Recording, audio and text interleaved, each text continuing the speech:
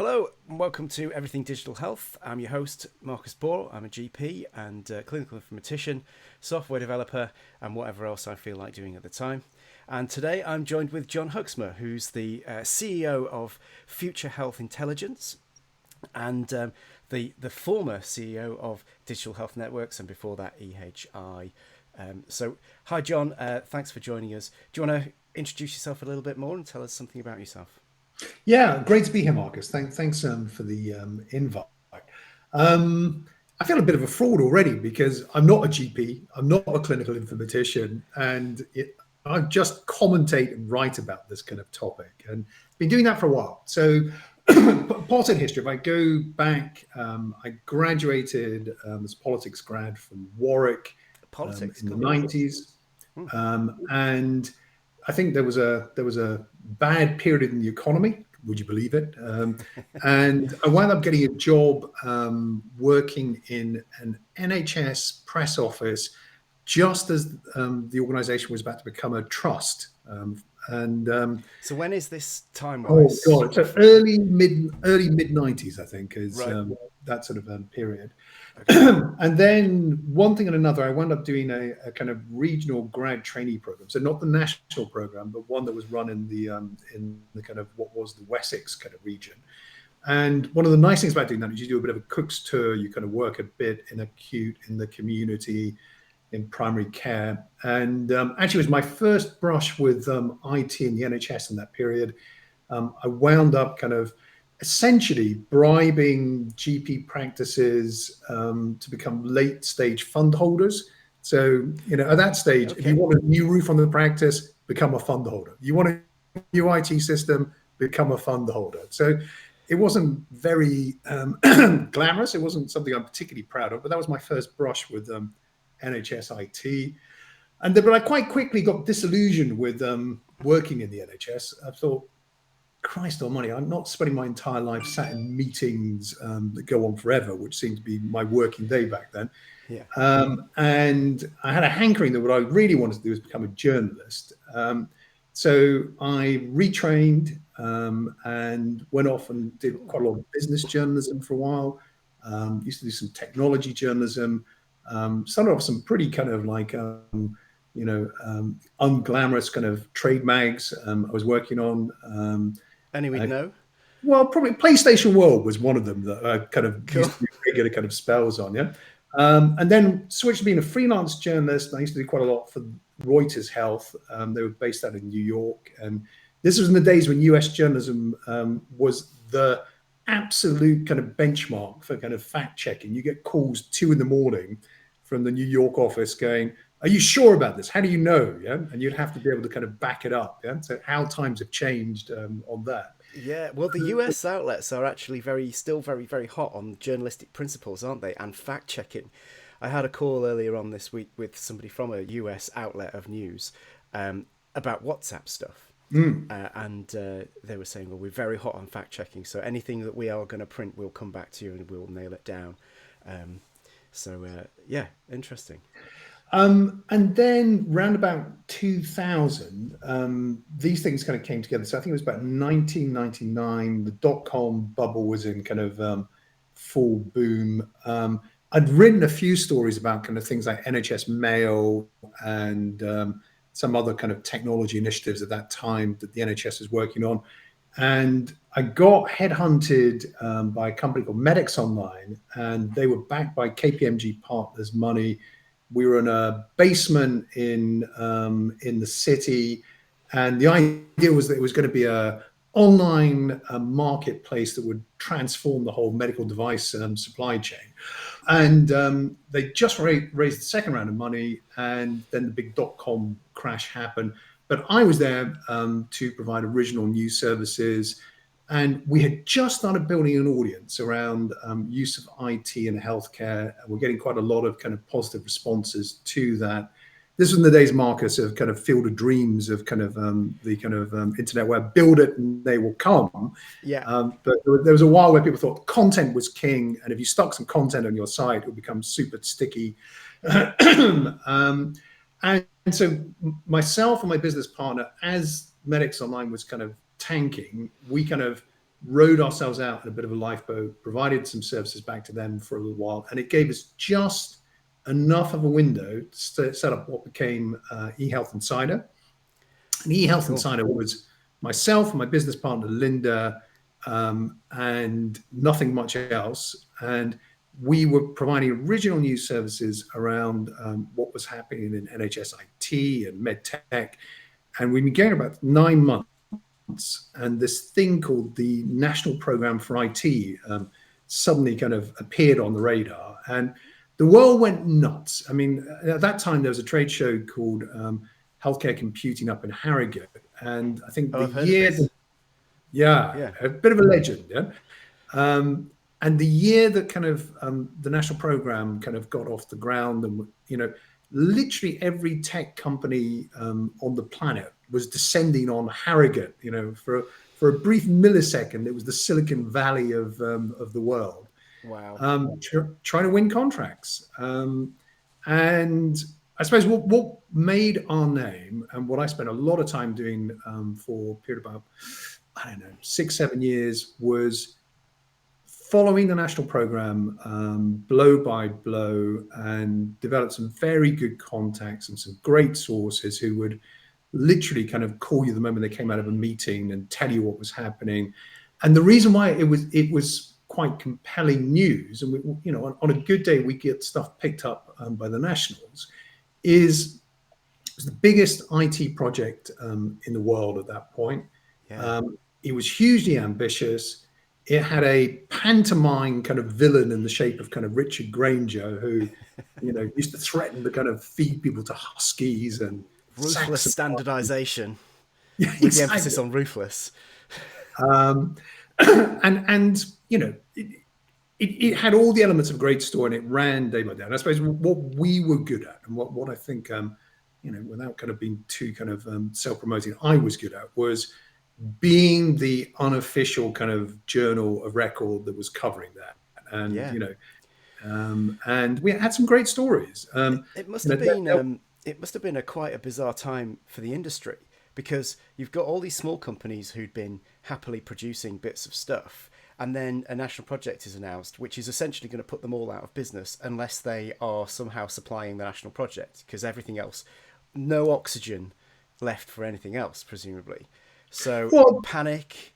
That's exactly. I mean, we're going back now 20 years. I mean, so this is some time ago, and this all sounds like ancient history. We are still living with the kind of fallout of the national program, and I think there are some important lessons from it that bear kind of revisiting.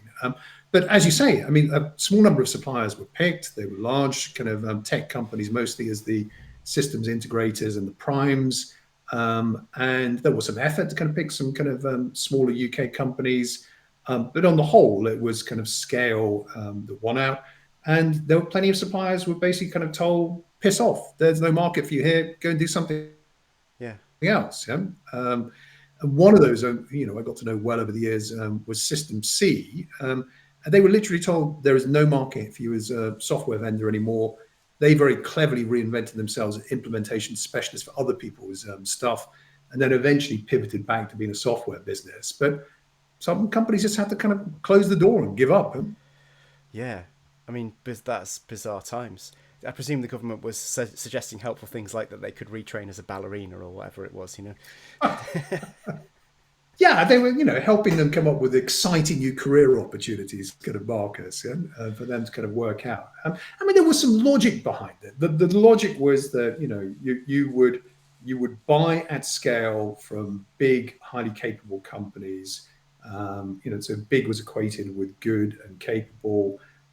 You would remove, or at least kind of alleviate, some of the interoperability issues by having kind of standardized suppliers, that you would hold these companies to account through kind of large scale kind of contracts. But at almost every turn, the kind of theory didn't translate into delivery. Just doesn't. And we all know how the national project ended, sort of acrimoniously, and with the government sort of losing money, even when Fujitsu got even more money out of it, having sued the government for the remainder, and yeah, just catastrophic, really, and sort of predictable, really, when you imagine, this is something that's never been done before, and they didn't really set out to do it in any kind of new way. They just said, we'll do what we're doing now, but we'll just do it massive, and procuring systems at scale, making a mess of that. I mean, we know that, like, towards the end of the Lorenzo debacle, they were paying trusts to take Lorenzo because there was we believe there's a clause in the contract that if there weren't a certain number of trusts using Lorenzo by a certain date, that there'd be even more liability to pay the suppliers. So it was like £1 million to take Lorenzo.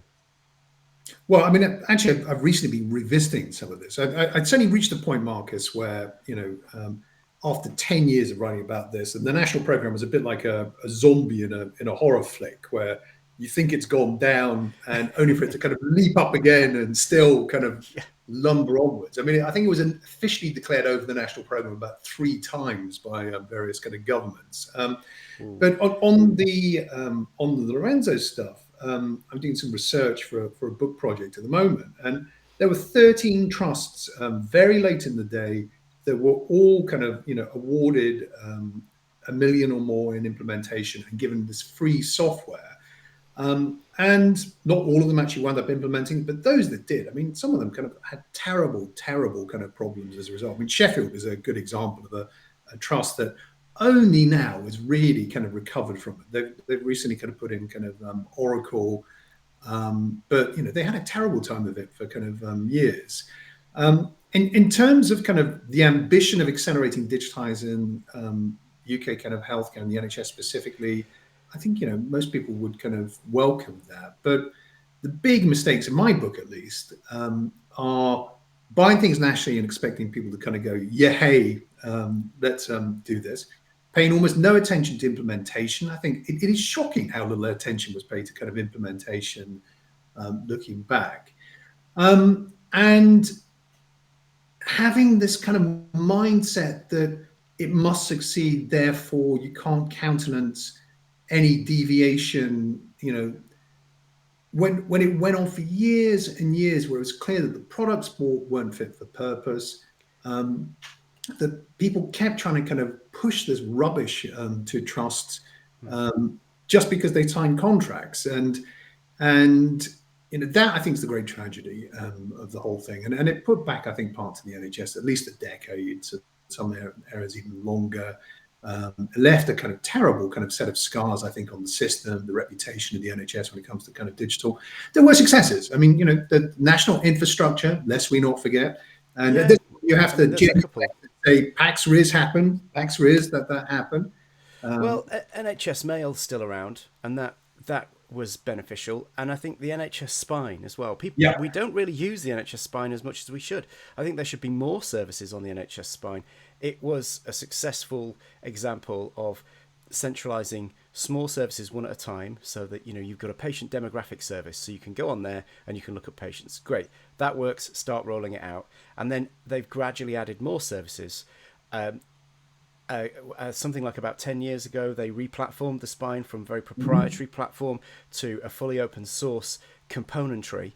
They did all that and essentially in-housed the Spine. All successful. I think the Spine is a great success story. Should have been built on more, I think. Yeah, I think the Spine's a kind of great success story. I think some of the other kind of national things, like the patient demographic kind of service, and dare I even say the summary care record. I think the summary care record does a limited kind of job, because it was only ever kind of reached a limited point. But it's interesting, isn't it, that we have kind of a procurement in the offing for the single patient record, when arguably we already have one. It's just called the summary care record, and if you wanted to build a national thing, why not build from the national thing you have? Yeah, it would make complete sense to at least start there. But I think that sort of lets us into a bit of the way that the mindset works in some of these organisations. They think of summary care record as completed and in the past, even though it's still going. But there's such a program-centric thought process. And I think the other thought process that's going on here is that building on top of something that you've already got does not help you shift a whole load of money out of the NHS into private hands. And I suspect that given the lobbying that's gone on behind the scenes and where that lobbying came from and the funding of that lobbying, it's inescapable that this is all about new money spending and not let's spend a small amount of money extending the summary care record. Yeah, I think you and I kind of like slightly kind of differ on this, Marcus. We've had this kind of conversation, before, and I don't see these kind of big projects as there primarily as a kind of way of extracting kind of public money into the kind of private sector. I don't think that's what people say at NHS England or the NHS Digital was. I sat there kind of thinking, how can we do this? Now, I don't disagree that the net effect is just that, but I think the problem goes back further, and this is one of the things I'm particularly interested. I mean, I'm a politics grad originally, and the thing which I'm really interested in this kind of book project that I'm working on is, look, we've spent billions and billions over multiple decades on trying to digitize the NHS, get benefits for patients, for health professionals, improve productivity, safety, efficiency. And in parts of the NHS, there's absolutely no question. There are many, many parts of the NHS that are doing elements of this brilliantly up and down the country. We should not kind of forget to celebrate that. I don't say that in some sort of very kind of glib fashion, but for instance, in the 10-year plan, it talks about a shift from analog to digital. We're not analog at all. That's No. That's a complete nonsense. GP land has been digitized for 2-3 decades now. The issue is that we have this kind of Groundhog Day like syndrome where we've actually solved a lot of these problems many times, but what we do is we fragment the system, the organizational memory, the people, the knowledge on such a frequency that we don't build on our successes. We have to kind of try and retrieve situations which we've already kind of solved in the past. And I think the analogy, I notice you've got a lava lamp in the background that our friend Joe McDonald often uses as the lava lamp with the wax rising up and then coming down again, is a very good one. That constant disorganisation of the NHS just it creates a lot of strain on staff. It's very unpleasant for them. There's a lot of that going on at the moment within ICBs, but NHS England themselves are also undergoing essentially the same process, total existence failure, and a lot of knowledge is lost, as you were talking about, that sort of organisational memory. There's nowhere for that to stay. Although that kind of brings us very neatly onto the digital health networks, which is something that you were responsible for bringing into being as part of what was eHealth Insider originally, but then digital health networks. Yeah, and so let me just kind of touch more kind of what the kind of history was, what the timeline was, because it makes kind of sense in the context of talking about the kind of network. So from EHI, with having, by the way, it's very easy to be scurrilous when you have no clients at all, and we had none in the early days of kind of EHI. So we built a reputation of being the kind of news source to kind of read. We had a very kind of traditional kind of online advertising model in those days, and had some very loyal kind of customers.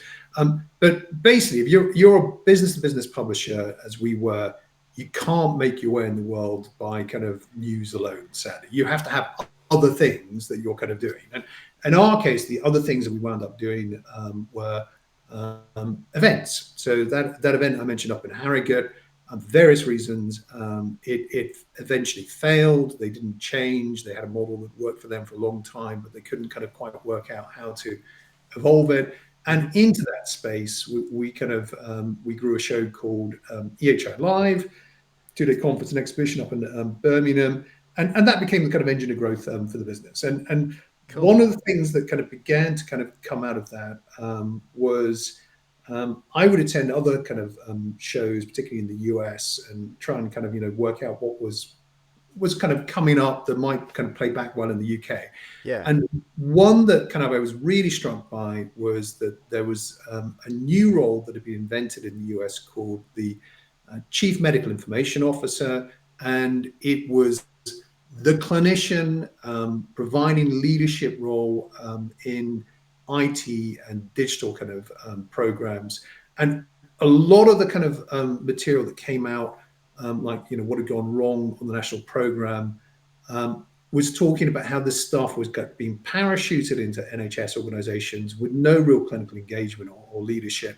And it seemed that role was something that was missing in the UK, and there was potential to kind of help campaign and kind of get those types of kind of roles recognised and appointed. So that's what I did. Working with the BCS, EHI kind of launched something called the Chief Clinical Information Officer campaign. Yeah. We used clinician very deliberately because the idea was that it would be not just doctors, it would be nurses, AHPs. Yeah. And we had this terrible dilemma because the government bloody adopted it as policy within about 3 months of us launching it. You fell through the open door with all your mates. We were far too successful. So the networks were born out of, and the networks initially with the CCI network, of we'd helped get these first people appointed. And by the way, Marcus, there wasn't like any great originality, I think, on our part. We were just very good at articulating an idea that was ripe at that point, and people kind of, were recognizing the need for it. So we basically started organizing an annual summer school. And that annual summer school, I think the first one had 30 odd people. And probably of those that were CCIOs, you could probably get them all on a taxi. And it was essentially, what does it mean to be a CCIO? In most organizations, these early kind of CCIOs were the only ones in their trust and probably the only ones in their patch. And so bringing people together to go, look, we recognize the importance of this, but what does it actually mean to do it? And, So when was this, and who were the people involved in that kind of first summer school? So first summer school, the people that are involved, and someone who I think was instrumental in this and sometimes doesn't get kind of mentioned, is Wai-Kyong Wong, who's now at Cambridge. And he was a junior doctor at that stage who challenged us and other people we had kind of speaking, saying, look, I'm a junior doctor. I'm really interested in this. I see it as an important part of my career and the future of health service. But there's no route for me to get into this. There is no kind of recognized career pathway. Now he's helped forge pathways very successfully. But so Wai-Kyong Wong was the initial chair. There was Paul down at Oxford, who was one of the kind of very first kind of CCIOs. People like Ridian, Bramley, Christie. I think Joe wasn't there for the first kind of summer school, but very shortly thereafter. Forgive me, Marcus, I can't remember whether you were at that first summer school or not. I don't think I was at the first one. I had only just started getting involved in informatics at this point. I'd been to NHS Hack Day. I'd met Wai-Kyong Wong. I've also met Ewan Davis and Rob Dyke, and they led me astray. So I came to EHI Live going with a sort of a little halo on my head, saying, I've been to NHS Hack Day and I think I know a few things now. I'm going to teach you all how to make an open source clinical system for GPs. And that was what we were banging on about at the time. So I didn't really think of myself as a CCIO anything, really, and I still don't. So I definitely wasn't at the first one, but I came to the one in Oxford. Was that the second one? Yeah, I mean, other kind of luminaries at that point were kind of Jonathan Richardson, up from kind of Newcastle kind of direction. Um, the CCIOs at Moorfields and Kings at that time, and CCIs were different at that point. I mean, we're talking kind of like 13, 14 kind of years ago, Marcus. So what, kind of 2010, 2011. They were usually kind of medical directors who had developed an unhealthy interest in IT, Yeah, and saw kind of, the advent of EPRs as a way of achieving either their interest in research, having a bigger impact on kind of patient care, or they'd had a really bad experience in the national program, and said, okay, for God's sake, let's not kind of go through that again. yeah, And the way to do that is have greater kind of clinician kind of leadership. You had some mavericks in there. You had people who kind of wanted to kind of not just use the EPR, but to write the EPR and kind of yeah, sing the theme themselves. I know you get yeah. behind that one straight away. Yeah, Absolutely. That's the Ridians of this world who wrote the Christie's EPR. But there were a few, weren't they, that were like literally, that. yes. Just Um, as an aside, it's a good friend of ours who's already been mentioned, Joe McDonald, was writing a column for EHI news site all the way through this period and has now sort of serialized all of that together in his book Fire and Loathing in Las Vegas. I think we'd be doing him no favors if we didn't at least mention it, because if you are interested in this whole period, the end of the national project, the chaos, and the start of a more hopeful period of this sort of CCIO network, that's a really good book to read, and it's just little vignettes sort of showing you how things evolved over that whole, what is like a decade and a bit, isn't it? That whole period. very kind of well worth a read. And in this context, I mean, Joe was the second chair of the kind of CCIO network, and as he used to joke, he became the Sepp Blatter of the CCIO network, because I think he was elected for 3 terms, and we had to put a term at the top at the end. Yeah, Yeah, and very good. I mean, he was kind of chair. And we also kind of very quickly, I think the year after, was launched the CIO network, and we quickly brought those together. The yeah, chair of the CIO network, Daniel Ray, first of all, and then Aid Byrne. And so there was a period where Joe and Aid were kind of a bit of a double act. And I think one of the reasons why those networks kind of worked so well and proved very attractive to people was summer school was a different kind of event. So summer school was protected time where you didn't have kind of sponsors and stands, or I got nothing against sponsors and stands. But it's much more educational, yeah, networking, and what for me, Marcus, one of the most rewarding things of my kind of time at kind of EHI and then digital health would be how often people would come up to you and say, "I came to a summer school 3 years ago. I didn't think that I had a contribution to make in this field. I'm now the CCIO at pick your kind of trust, yeah, or I'm deputy kind of somewhere." We brought nurses into the mix, probably not as quickly as we should do. That was a great contribution. And a hallmark of summer school and the networks at their best was they were multidisciplinary. So it wasn't just CIOs geeking out on kind of diagrams of all their feral systems that they have, yeah, or CCIOs just geeking out about kind of clinical risk management. Both very important, but bringing clinicians, IT professionals together. And I think that's a very fruitful kind of meeting. There's not enough of that happens, I think. yeah. Absolutely. I think that it was a very important fixture in the calendar, and it's where I met everybody that I know across the NHS IT scene. Really, in some way, practically all of it came from those early summer schools. I remember when we brought the CIOs and CCIO summer schools together, because they were originally separate, weren't they? And there was the first time they were brought together. And that's about the time when I was getting involved in running the discourse forum. So there had been like 2 Google groups, and we turned it into one discourse forum. And that's gone on. I mean, that is now into its 11th year. I, I set it up in about December 2014, and we went live with it in January 2015. So in a few months, it'll be 11. And that's how many Secretaries of State have we outlasted? Well, How many we've Laugh had a Alarm good Readers year. organisations? We've had a couple few. We've had the UK economy tank at least once during that time. Um, Yeah, no, I think Marcus. I mean, the other way of kind of thinking about that is, you've been a long-term collaborator, with me and with the networks, and so Marcus, for anyone who's not familiar, is the guy behind the scenes on kind of the online community. And I remember still, we were on Google Groups originally, which is an old thing, long since kind of retired.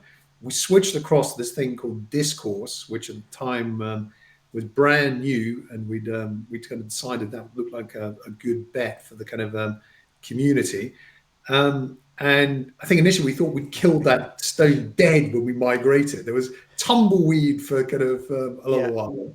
And it took me a while to work out what was going on. That it's about how you set the notification levels, and Discourse is still a little bit like that. I mean, I'm a big fan of Discourse, but one of its problems is that when you set up a Discourse, unless you get those notifications exactly right, it'll either inundate people with 1,000 emails a day, or there'll be nothing.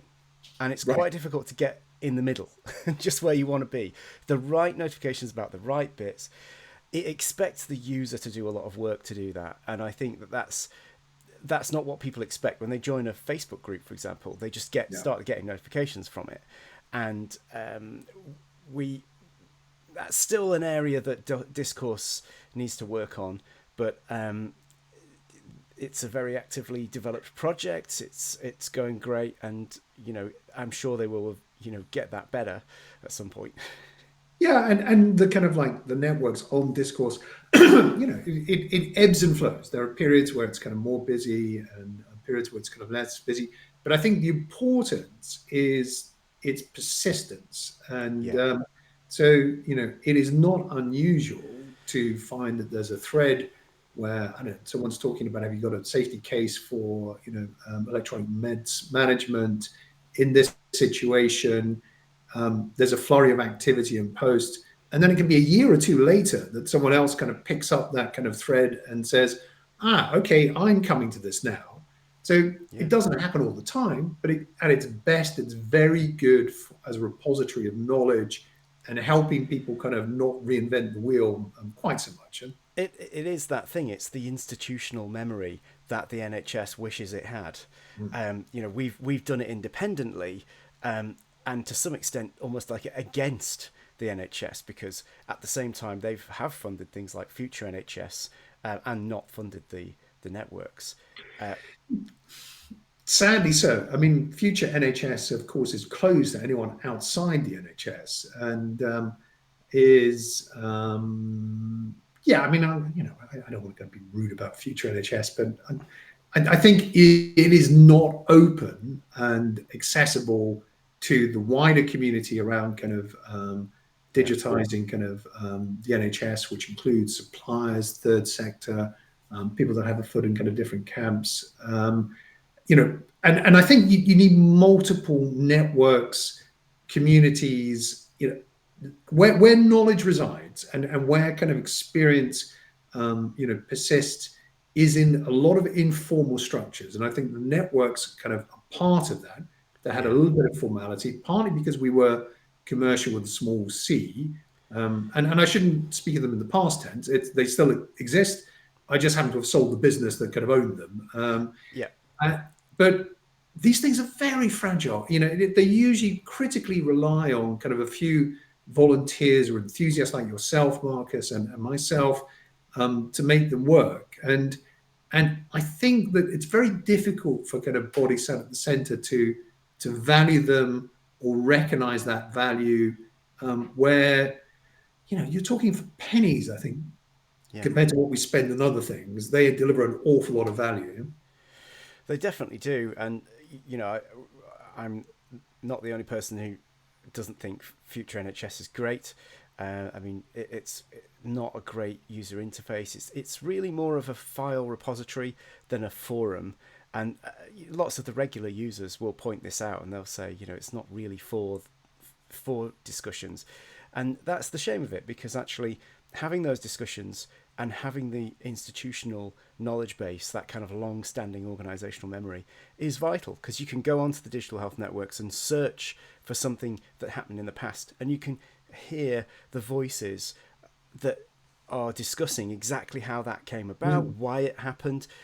For example, if it could be something that's a success that we want to repeat, or it could be that it was a mistake that we want to avoid repeating. And I think that's a key thing that the networks do. Yeah, it's well, as I say, I mean, I think there are some great networks. I've recently kind of been on a little tour of obscure kind of not obscure, but kind of local kind of health IT conferences in the UK. And I mean, you were kind of heavily involved in one of them, the one down in the Cotswolds. Oh yeah. Remind me the name. Where is it? Let's Talk Digital in Painswick. Painswick. First time I've ever been to Painswick. Very lovely it is. Not sure I'd ever going to want to run a conference there, but a very successful one is run there. Yeah. Great community, very kind of engaged, very knowledgeable. And then I was at the Shared Care Records kind of summit in Birmingham. Yes. First time I've been to it. Great community around Shared Care Records. There was their third edition. And that focus really provides kind of, a huge amount, I think, of kind of strength to that community. I think it's, helping to kind of shape the debate around shared care records, which obviously, is a very important part of trying to achieve the ambitions of the 10-year plan. And then the third one I went to was kind of, which I recommend to anyone that hasn't been there, if you get a chance, which is NIDIF, which is the Northern Yorkshire Humber Directors of Informatics Forum. I think it's been going since 1563. It's Yes. fantastic. Yeah, it's the Council of Elders, isn't it? It really is. I've never been, but I've heard of it. And obviously I live in North Yorkshire, so I mean I should really have been by now, but I've never actually come across it. It's fond. I mean, you were at the BCS Primary Healthcare Specialist Group, which we always joke about. They only ever go somewhere with a long, crunchy gravel drive. Yeah. But they provide a really important function. They are the collective memory of NHS IT in primary care back to the very beginning. Yeah. Back to the very beginning. So I mean, at the Primary Healthcare Specialist Group meeting, Mary Hawking, who's a long-standing member of this community, she received a Lifetime Achievement Award, but she stood up and said, well, thank you for my Lifetime Achievement Award, but I'm afraid to say everything is worse now than when I started. So we've gone backwards. So thank you for this achievement that has resulted in things being worse. Marcus, I'd be upset if Mary didn't say something like that receiving an award. Yeah, that's splendid to hear. She made some very good points, actually. She made some very good points about what specifically has gone backwards. But I'm hoping to save that for a future episode. Oh, that'd be a must-see. A must-see. So, okay, so that's the past. That's what we've been doing for all this time with digital health intelligence. And as you mentioned, you have sold that business, and you've now got a new one. So do you want to tell us a little bit about Future Health Intelligence and the plans that you have around that? Sure. Okay. So this is the second business I sold. I sold EHI, which I jointly ran and owned with my business partner in 2014. We sold that to Informa, big Anglo, I think German kind of group based out in Dubai. They're huge. And at that point set up kind of digital health intelligence, because we'd sold off the event, but we kept the news and the networks. And basically within 2 years of us selling the digital health business, the EHI business, the kind of new owners had made a bit of a hash of the kind of EHI live event, which was the main thing they bought. And it meant that when our non-competes kind of ran out, there was this gap in the market. And why not? Let's kind of, put the old band back together again. And did exactly that. We we kind of launched that 2019. That was Rewired, and you know, you need a bit of luck sometimes, Marcus, because the second edition was delivered about 3 days before the first national lockdown came in 2020. Oh God, yeah. And so, you know, I don't think the first death had happened yet. I think it was like another day or so away. But everyone knew it was coming, apart from Boris Johnson, as it turns out, because he was too busy kind of taking time off. It was a weird time. I mean, it feels like kind of a lifetime ago now, not sort of 4 or 5 years ago. So we managed to get that away, and they were cancelling London Book Show, which is one of the big events that Olympia has. It's for the book trade for a week, and it was the next event sort of due in. We hunkered down during the pandemic. Everyone kind of had a kind of different experience of kind of pandemic. It wasn't a great time if you're an organizer of live events. That was a bit challenging. No, I can imagine. For a while, and for a while, I was the biggest convert to kind of online events ever. I was like, there's never going to be an in-person event again. It's only going to be kind of virtual and online. But what we quickly discovered, like everyone else, is you can deliver content pretty effectively kind of online. What you can't do is the kind of in-person networking, which is at least half the reason people go to events. That's where you kind of get the real valuable stuff. So what it meant was that when the kind of pandemic, eased and it became possible to run kind of in-person events again, that very human kind of desire to kind of meet people, see people, talk to them kind of face to face came roaring back. So the events kind of business grew very kind of rapidly and quickly. And then I basically sold the company to a company called Closer Still Media, and that closed in January of this year. So the 2015 edition was the last one I was directly running, and I'm involved in an earn out for another year or so. And the business that I retain is our data and intelligence business. So there's a business which is primarily aimed currently at suppliers trying to understand and identify opportunity in the NHS IT market. And it's comprised of databases of who has what systems of software, who the vendors are, when those contracts were let, how much they were let for, what kind of trusts are kind of spending, what the budgets are. We have very detailed profiles for every NHS organisation on what they currently have installed. We have a matching kind of contacts kind of database, which is who are the decision makers, who are the influencers, who are the purchasers for every NHS organisation. That data is validated on a rolling basis every 6 months. There are some analysis reports that we do, but probably the most interesting thing that we've kind of developed over the last 18 months is, like most data businesses, we weren't completely blind to the fact that this thing called AI has kind of reached a new phase. And one of the things we used to do with kind of the intelligence business was just append board papers and annual reports to the trust profiles, which a key part of the platform, but not really do anything with it. And it was kind of like we would extract their spend data, but we were just basically kind of publishing board papers.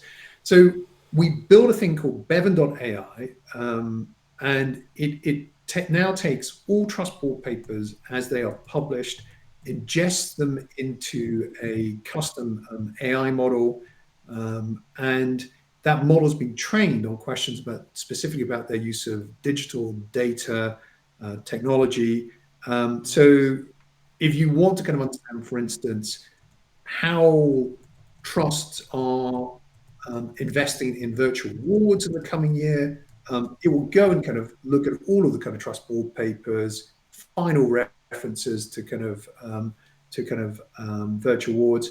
And of course, because it's an LLM, it will already have a knowledge that it's built up from the training and past kind of questions. So it's a way of extracting knowledge and making it much easier for people to understand what is going on across the whole of the very fragmented kind of NHS, rather than having to go and search one board paper, search another board paper, search sounds like it's turned what would have been a very manual sort of analyst driven process and very expensive because of that into something that you can do and just sort of fire off a few questions and start to work out what you want to know. Um, And we think there's a lot more potential there, Mark. 'Cause I mean, I see this kind of, essentially, it's still rooted in the same ideas that informed our work on the networks and the online community and the events that I spoke about, which is it's a way of mobilizing and making more accessible knowledge resources. In this case, those knowledge resources are derived from public information kind of assets, which frankly are terribly kind of underutilized. I mean, most ball papers are completely unreadable. They're often 300 pages of stuff where there might be one thing that's of interest buried in page 653 or something. We think there's a lot more potential there. It turns out that AI isn't cheap, and it turns out that AI isn't entirely kind of simple, but the tooling is moving on at a phenomenal kind of pace. So what we're trying to do at the moment is much less glamorous than bevan.ai, which is automate all of our kind of back office data collection, data normalization, and basically all the grunt work we do on data. So that's the bit that we're working on at the moment. I'm pleased to say that that someone mentioned earlier on this episode helping us. Mr. Rob Dyke is currently kind of helping the team kind of think the unthinkable. well, it's good that he's making himself useful somewhere. He's always willing to cause trouble on a computer for a fixed amount of wine. He usually breaks things down like Sherlock Holmes, into a problem that's like a one pipe problem or a two pipe problem. Rob's shorthand is it's a 2 bottle of wine problem. That was NHS Buntu. So yeah, that's kind of cool. So AI driven sort of intelligence around trusts and allowing sales to plan and sort of like product development to sort of suit what the market is after, kind of thing. And then looking forward a bit, I mean, so in year one, it's much about stabilization. I won't bore you with it, but when you kind of sell a business and you carve a bit of it out, there's an awful lot of kind of paperwork involved and contracts and separating things out. So that takes a lot of time. And of course, your people, for them, it's a big wrench when suddenly, their friends and colleagues are now in a different business. So, the team, just getting them kind of to kind of, start to kind of think in a slightly different way and kind of focus in a different direction. That's the biggest job, frankly, this year. It's been a big sort of shock for people. What I'm interested in with the business kind of going a little bit further ahead, though, is so can we begin to kind of relate outputs and performance and clinical kind of measures to technology investment? So can you begin to kind of link that inputs to performance? Yeah? Wow. And we've got some pretty well worked out ideas about how you do that using publicly available kind of data sets. And so that's something we're very interested in doing. Got to work out whether there's a customer for that. That's quite important when you're a commercial kind of business. And then we're also interested in can we kind of go further across the kind of healthcare kind of sector. So med tech, med devices, which increasingly there's an overlap of digital and med devices anyway. Those are areas we're looking at. We've gone into private healthcare. It's pretty simple by comparison to the NHS, but going to all parts of healthcare that has some kind of digital data component is ultimately what we want to do. Wow, cool. I think that question that you posed there is quite an interesting one. Is clinical performance related to digital maturity, essentially? And I think that sounds almost like something that you could partner with a research group, as in academic research. And there is grant funding for academic research, which might actually help you to answer that question if there's no customer for the answer, if you see what I mean. Because the obvious thing that springs to mind is that digital maturity is often a surrogate marker for something else. So actually it can just be organizational leadership, it can be organizational maturity, it can be proximity to London and funding thereof that comes from it, or it might be distance from London and interference thereof. So all of these potential confounders, as it were, these are other factors that might be influencing the clinical outcomes, but they will also influence the digital maturity, and so it's difficult to. It'll probably be straightforward to produce something that says there's a correlation, but it's much harder to produce something that says there's a causation, and of course that's what you're looking for. Yeah. And look, I mean, I'm not a kind of statistician. I think we would absolutely want partners. In terms of what next, Marcus, having done two businesses that look remarkably like each other. I mean, in some ways, I'm got a chronic lack of imagination because I keep doing the same thing, over again. It's that politics degree. Yeah, good for nothing. In the next kind of phase, I am interested in something which is a bit more kind of addressing some of these kind of more difficult, wicked kind of questions in kind of digital health and health IT, like how do we do this better? Are we actually improving?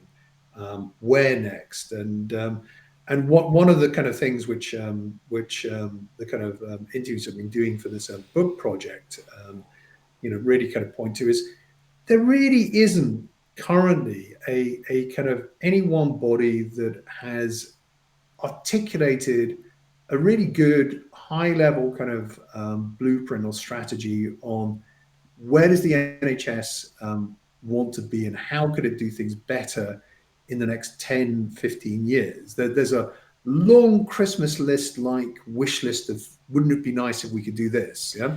But if we want to have, for instance, a health service that makes extensive use of kind of AI agents to triage patients in the first instance, what's the kind of architecture? What's the kind of service kind of set that you need to kind of enable that? And I've been asking this question of a lot of smart people that work in the sector, and everyone goes, yeah, that would be nice. Doesn't exist. Yeah? So I think as a high level idea that I'm attracted to, I'm not doing it at the moment, but I think some higher level policy stuff that's looking at the kind of longer time frame and convening communities that would be interested in helping do that, that's of interest. That's something I might like to come to next. Yeah? That sounds pretty cool. As you say, the 10-year plan wasn't a plan; it was a kind of wish list, and I always think it's like soft science fiction where things happen but they don't have to explain how.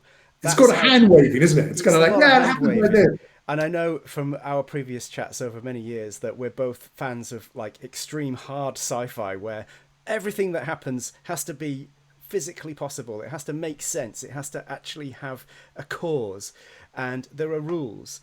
And that's where we need to get to a bit more where, it isn't just some magic happened, but it's that we understand how exactly we get from here to there. You can't just wave your hands and build a bridge from here to France. You have to do the hard work of understanding what would be involved in doing that, right? Then there are people who technically understand bridges who could make that happen. But with software and digital, I think because it's so intangible, it's very easy for people who don't have any understanding of it to sort of wave their hands and say, wouldn't it be nice if we had this?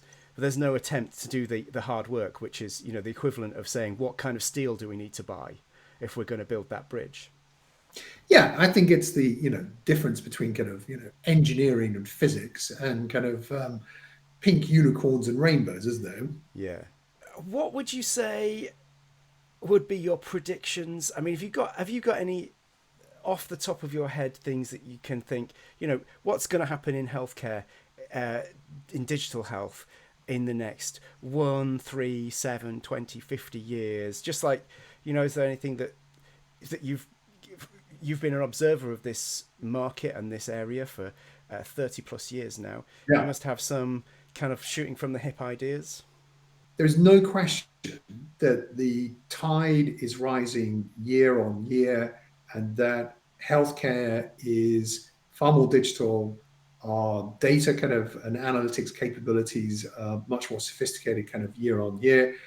But it's a bit like the proverbial lobster. It doesn't always feel like it when you're turning the kind of gas up, but the water is kind of boiling. Mm-hmm. Um, I think that an interesting kind of question is, would it have happened without the policies that we've had and without the investment we've had? And I think it's almost inconceivable that the NHS wouldn't be kind of buoyed by rising use of kind of digital across the rest of society. It's not an island. It's kind of 11% of the UK economy. So I think AI will kind of land. We've seen kind of remarkably kind of strong kind of interest and take up on AVT, audio voice technologies. I think that will continue. It may help alleviate the kind of some of the productivity problems we've had with the introduction of EPRs. I think it won't be quite the kind of magic bullet that a lot of people have been kind of hoping it will be. In fact, I think there's some stuff out in the New England Journal of Medicine in the last week or two with a couple of big randomized controlled trials say, yeah, it helps with reducing physician kind of burnout, but it's not some great kind of productivity kind of measure of itself. Yeah. Yeah. So I think that will happen. I think in the short term, 3 to 5 years, Marcus, it's going to look an awful lot like it is now. You're not going to kind of see healthcare suddenly in sci-fi kind of land. It's going to be more of the same. I think that some of those AI tools potentially, as they begin to kind of be brought to bear in directly patient-facing services, where your first interaction as a patient might be with something much more like an AI agent, and you might even have personalized agentic kind of AI. That's brave new world territory. That really is kind of has significant potential to disrupt. And I think as you get out from the kind of short term 3 to 5 years to 5, 10, 15 years, I think that much more kind of ambitious rethinking what healthcare delivery is, rethinking what kind of predictive kind of personalized healthcare looks like.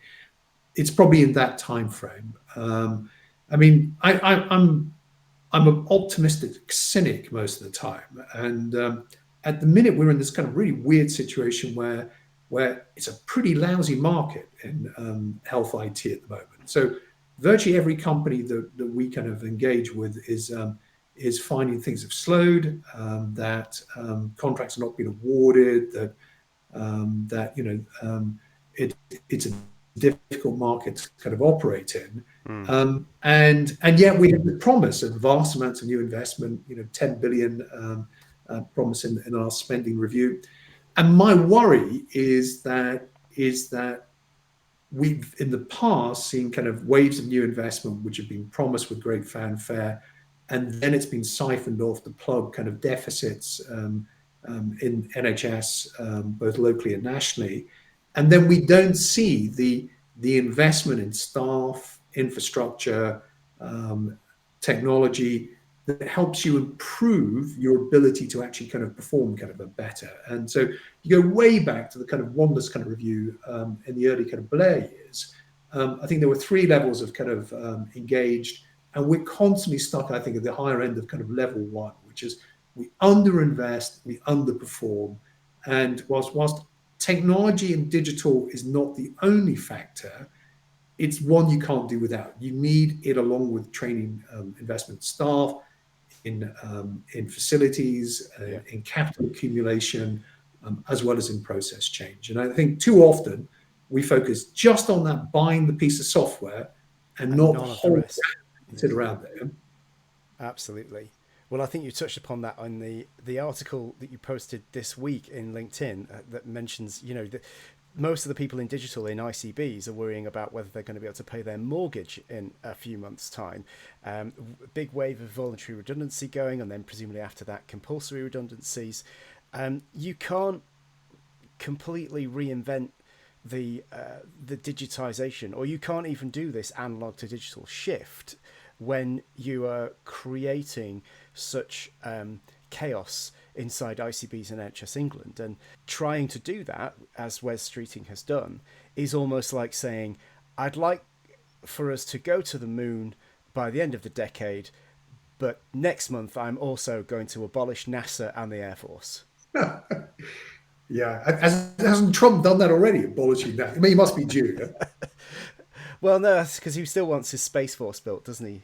Okay. So, but, abolishing NHS England and then taking a scythe to loads of the important quangos like HSIB and PRSB and hammering the ICBs, that will it will just delay everything. And if there are still deadlines to produce stuff, all it means is that people will spend more money with bigger companies because they'll be pushed to get something done. So it's like, I've got to have this done by year end, so I'm just going to go with the biggest company that says that they can do it. So it forces people into stupid decisions that we'll be dealing with for the next couple of decades. Yeah, and there's a book that I strongly recommend that I came across when I was doing kind of the research for this book I'm working on, and it's called Failed State. It's by a guy called Sam Friedman, and he talks more about this phenomena in kind of local government because that's the area he knows best. But essentially, his thesis is what we've seen over kind of decades is a hollowing out of the state and the public sector and its ability to actually deliver. And at the same time, we've also had a very kind of strong centralization of power on policy and decision making. Mm-hmm. So you've got this kind of completely contradictory kind of situation where the center, because it's desperate to do things, concentrates more and more power, and then hollows out its ability to actually deliver things and kind of to understand how to kind of deal with the challenges that it faces. And although his book, as I say, is not about the NHS, it's very difficult not to kind of find that very relatable to what we're seeing currently in the kind of merger of NHS Digital, NHS England, and DHSC. And I think it is striking. I think that, look, NHS England, I've got no doubt, is absolutely chock with good, principled people doing a good job. But it is noticeably light, I think, at the board level on leaders that have really got track records of delivering big digitally enabled transformation kind of programs. Because at the minute, we don't have someone who's actually a board member, main board member on kind of on this. And the answer that people push back is, oh well, digital's everyone's kind of business. I think that's garbage. Yeah? I think when you're an organization at the NHS, unless you have it kind of at main board level, and someone's got a role that's as important as the finance director, it's always going to be kind of like a second order priority. Now, that's my fear, Marcus, is that that there's a recognition of how important digital is, but not a willingness to actually kind of place it as centrally as it needs to be. Yeah, so a lot of lip service, and it's not being funded in the right way. And also, when you say it's in everything and it's everybody's responsibility, it's like litter picking then, isn't it? It becomes nobody's responsibility. It becomes something that nobody does. And so, yeah, I think there's a lot of... sadly, I think we're experiencing too much change too fast. And I think that's actually going to hold us back. That you can't get the kind of digital transformation that's needed whilst you're also sacking people. It's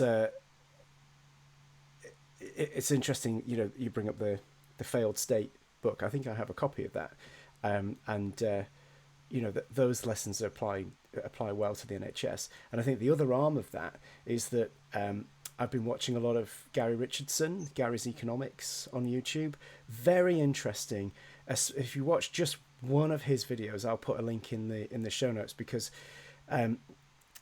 understanding what's happened to governments and their finances that have gradually been hollowed out sort of pairs up with what you're saying about hollowing out of capability.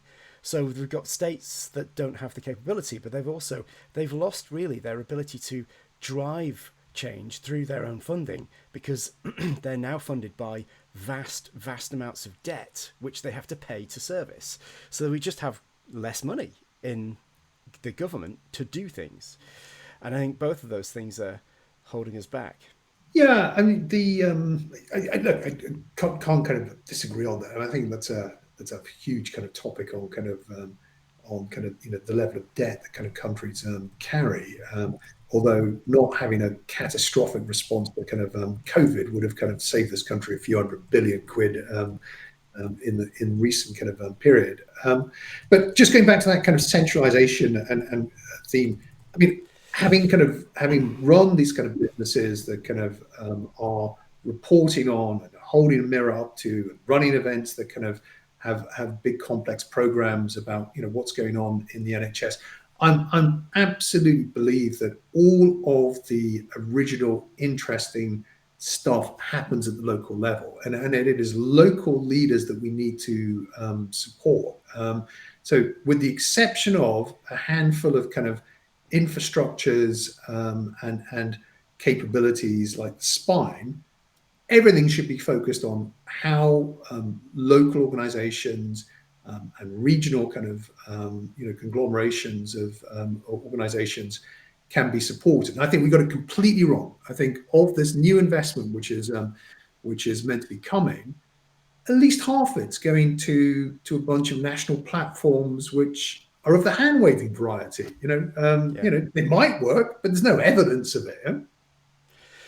Yeah, absolutely. And it feels like it's just a cycle that we're going through. It's spend national, spend local, spend national. It does tend to go through cycles, and we're just on the wrong end of that cycle.